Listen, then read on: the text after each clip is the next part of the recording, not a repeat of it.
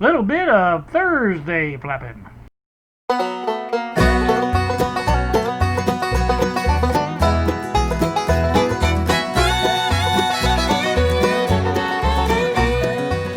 Good afternoon, YouTube. Here on a Thursday afternoon, I am sitting here in the, Rush Limbaugh likes to call his chair Attila the Hun chair. I don't know what I call mine. I'm just happy it supports me.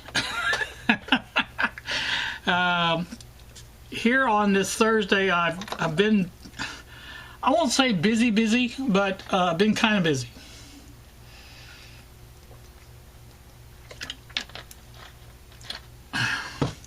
Got some news about some stuff happening. You guys may recall I did a little video of some items. This is one of them. This is the GFCI plug that Wally sent me, and he said to just toss this, which I probably will do because I have no use for it. Like I said, that's probably what's going to happen with it. I may save those screws because for those who wondered, there was some question as to whether these were security Torx or not. They're not. They are just plain Torx bits, screws, whatever you want to call them. I did check under the microscope. Not the microscope. I don't have a microscope. Well, I do have that microscope camera. I haven't forgot about that. I get so many different things here on this bench. Bill was the one who he hit the nail on the head. I got too many irons in the fire. That's all there is to it. Here's the screw. It's kind of appears that there's something in the center there, but that's just a reflection. I held this at an angle and looked at it through the magnification lamp, which is what I was using, and there is no pimple, as it was called, in the middle. So it's just a standard Torx bit. So that's that. I may save those screws. I don't know what for. I don't know. I may just put this in a junk drawer. I don't know. The other item that I was looking at was the radio. The global radio, this here, and this is going to be worked on. Now I'm going to flash up a schematic for this. Now I know it's on the back side or the back cover of this radio, but it's just impossible to see as small as it is. You can see it there. So what I did was I got online and I found the model number of this is GR711, and I actually found a schematic and parts list for this radio, which is a good deal because for the specific reason you guys who follow Old 64 Goat may know that I was able to come to terms with him on his black model, the same exactly one as this one is, and that is hopefully on its way here now. Like I said, we decided on a price, and it has been secured. And like I said, he told me he went ahead and mailed it out, and I have sent him the money order for it. He likes money orders. He doesn't like PayPal. So did that. And like I said, that's going on. If I didn't flash up the parts list, I'll flash up that also. Now there's a total of five electrolytic capacitors in this radio. Most of them are 10s, at 10 volts, I think. I think 3 of them are 10s. There's one 12 and one 3. I have 3.3s that I'm going to use for the 3. I'll take and measure a 10. I don't know if I have any 15s or not, but it's possible I have a 15. So we'll see, but I'll replace them with whichever one's closest to 12, and we'll go from there with that. I have plenty of 10s, so I'm sure out of the 10s I have, one of them will be close to 12. So not a problem. That's that. Anyway, I did promise, I didn't really promise him, but I am going to recap the black one when he sends it, when I get it.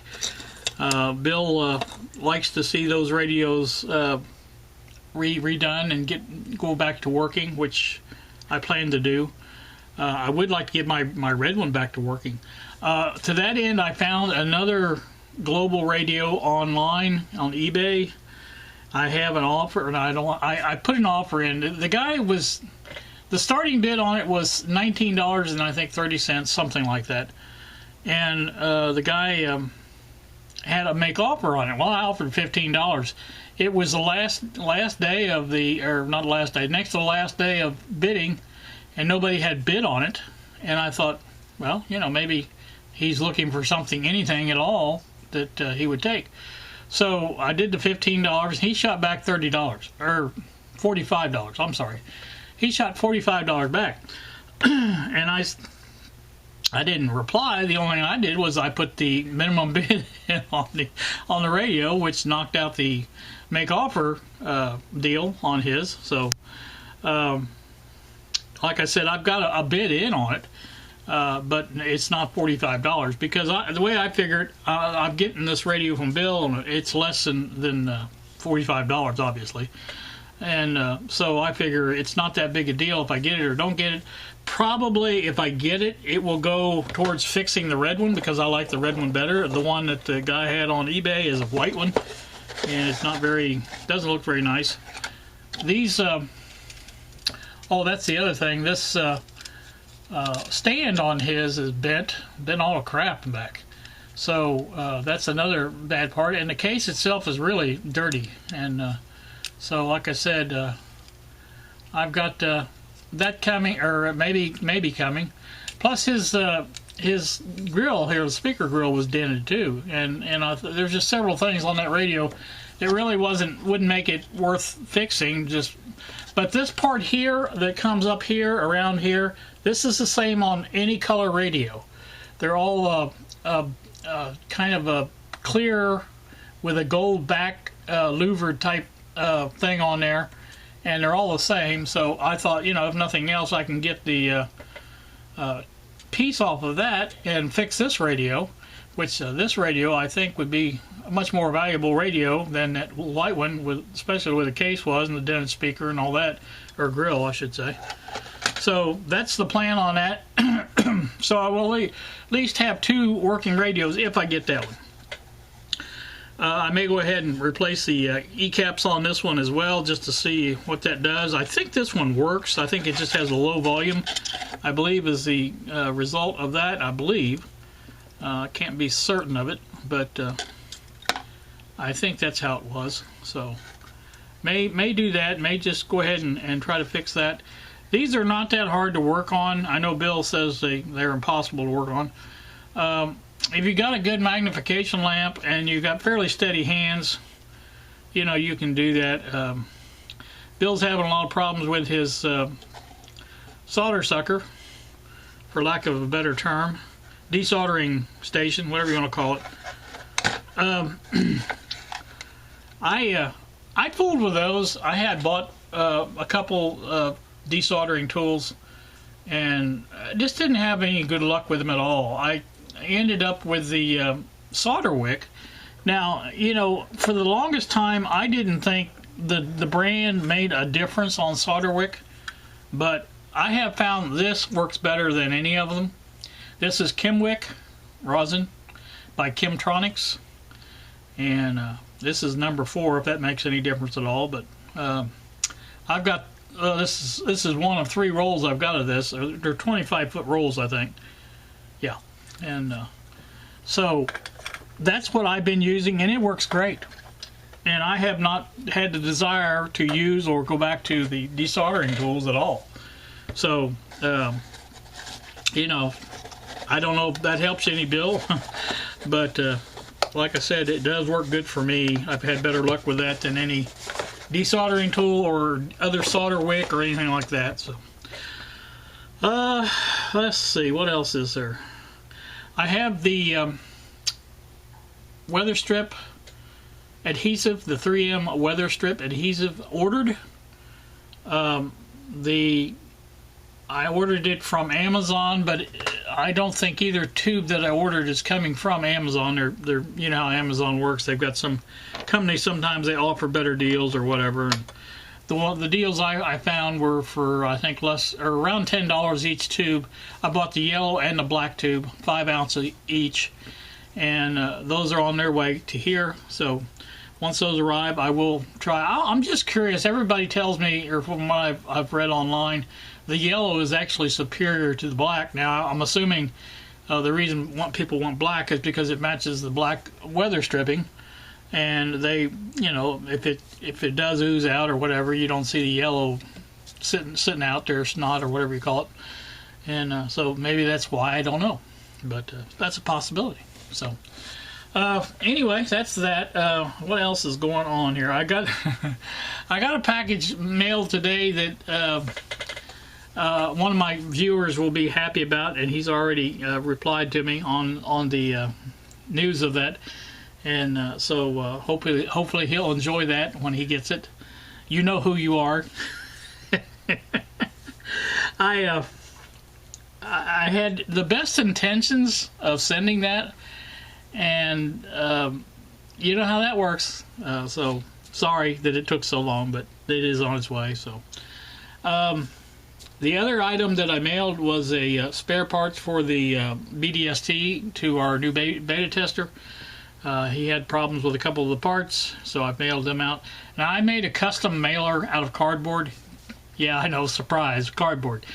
But because they were odd-shaped parts, rather than use one of those boxes, which they would have been swimming, one of the new boxes, I should say, they would have been swimming around in that, and it would have been required either packing material or some sort of form of, because one of them was a speaker, and I didn't want, you know, to have problems with the cone, have it, you know, poked out or whatever. So I made a custom mailer for it, and I'm hoping it'll come out all right. We'll see, I guess, when he gets it. So I do have a tracking number on it. So, well, that'll hopefully get to him and no problem, and see about that. Went out last night to eat with my daughter and son-in-law, and of course Lexi and the baby went. We were going to go to Applebee's here in town, but they were rather crowded. In fact, I think it was a 30 to 45 minute wait for a table there. So I told my daughter, I said, well, you know, I know Chili's is dining inside, and also Cracker Barrel. So we ended up eating at Cracker Barrel, which I was going to have breakfast because I like their breakfast a lot. But it ended up eating basically the same thing I was going to have at Applebee's. So it was good. I was happy with it. And it was very good. I just enjoyed, I miss those days of going out to eat with family and things like that, you know, to get to talk to them and stuff.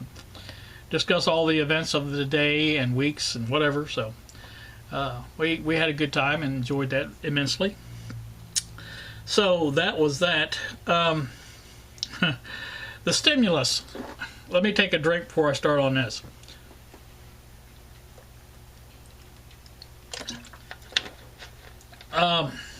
The same guy I've been following, Clear Value Tax. And I follow one other guy. It's called, his name is Clayton Morris. He has Morris Invest. I catch his about every morning as well.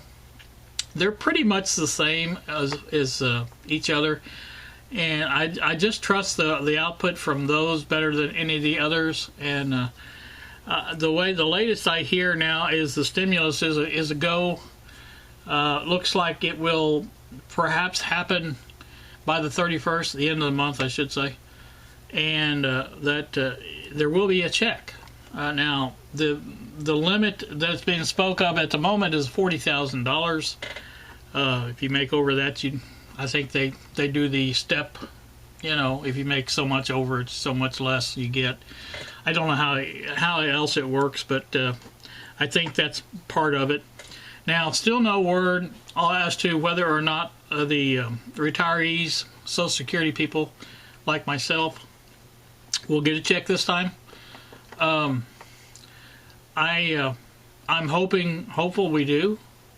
You know, we have fixed income, yes, but you know, our supply chain has been severely broken as far as what we get and where we have to get it at and how far we have to go to get it. In other words, there's more to it than just the fact of money coming in, is money going out, and our costs have went up just like everybody else. So I think it's only fair that we get it. I would be willing to take a pay cut, take less than what everybody else gets. I understand we don't probably need as much as everybody else, but you know, some would be nice. So that's that on the stimulus. I think we have decided, our family has decided to cancel the vacation this year. We were due to go to a campground in Kentucky and have vacation, but I told my daughter that with the flare up of the Rona virus, I didn't feel comfortable doing it. I've survived without getting it so far, and I'd like to keep it that way. So that's the way I feel about that. I mean, you know, she said they probably wouldn't go anyway. So, you know, it's just it's a bad situation. My trip to Bob's, that's the other thing. Doesn't look like it's going to happen this year. I really wanted to go. I had everything in place to go. But, you know, if, you know, for one thing, he sent me a link to a news bit about the governor of Pennsylvania is saying that masks are mandatory. If I have to go somewhere that is true, I probably won't go. I don't feel probably as strongly as Bill does about the reasons being, you know, why I don't wear a mask, but I just don't feel like doing that. And just my personal preference, that's all it is to it. I understand they probably would be safer with a mask than you would be without it. I don't know how much, you know.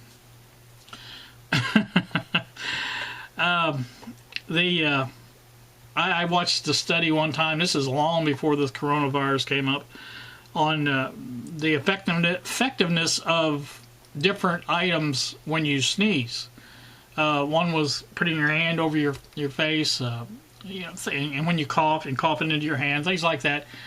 And really, there's not too many things that are very effective. Even like a tissue was not that effective. So, you know, how effective are they? I don't know. I think it's just a placebo type thing where, you know, people feel more comfortable going out with that on. Anyway, that's probably the situation here. I probably just won't go this year, go next year maybe. And hopefully things will be back towards normal then. This is kind of a bummer to me, because like I still would go right now if you could go to Steamtown and the other stuff. I wanted to ride the trolley while we were there, and those options aren't available, and there's no sense in going until they are. So we'll see. Maybe next year. I don't know.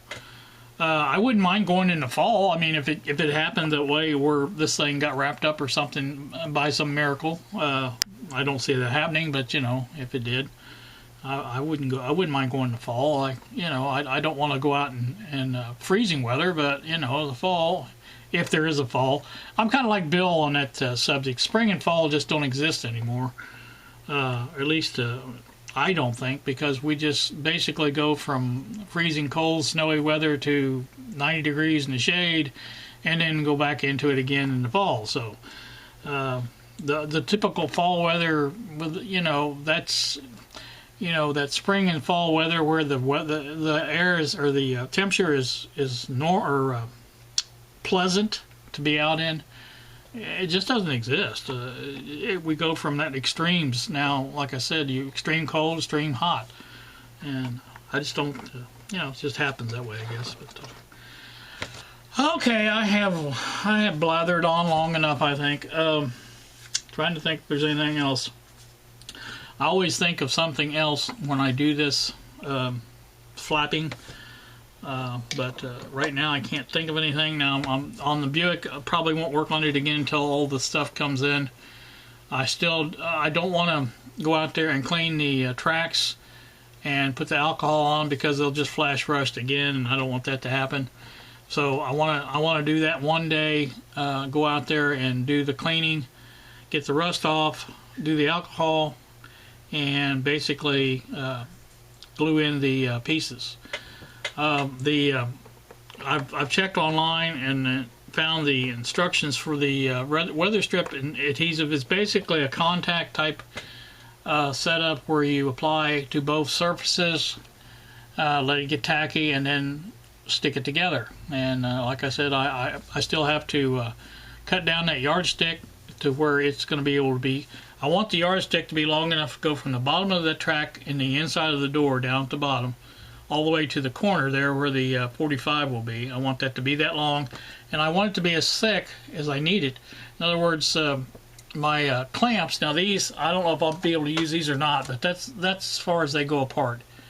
And that's, you know, right there. So if I use those on the bottom, maybe, hopefully I'll have that yardstick trimmed enough to where they will fit there and between that and the track. So I don't know, we'll see. Now the door part, I'll have to have the bigger clamps for that, because I know that's not going to be big enough on the door part for those. So, but I have my other clamps. I have the little screw type and the little C-clamp things. So I'll have plenty of those to do that. So that's that. But anyway, like I said, that probably won't happen, well, at least until I get my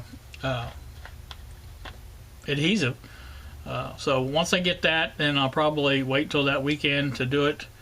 Hopefully it'll be a weekend where I can either put the car outside and do it outside, or something like that, because I'd like to have it outside when I do it, just for seeing purposes and other stuff. So we'll see how that works out. But I'm really hoping this will work out and be able to roll my windows up and down so I can leave the car out if I need to.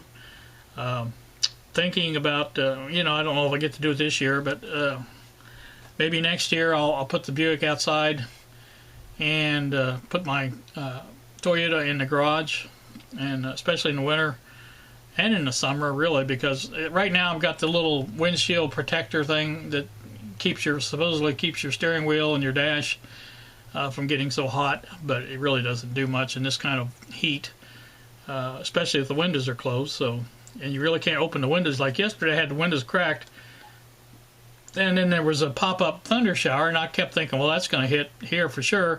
It got there to Seymour, basically stopped and just dissipated. So I don't know. I don't know how they figured that stuff, but they had not predicted any rain, so I don't know. So you see.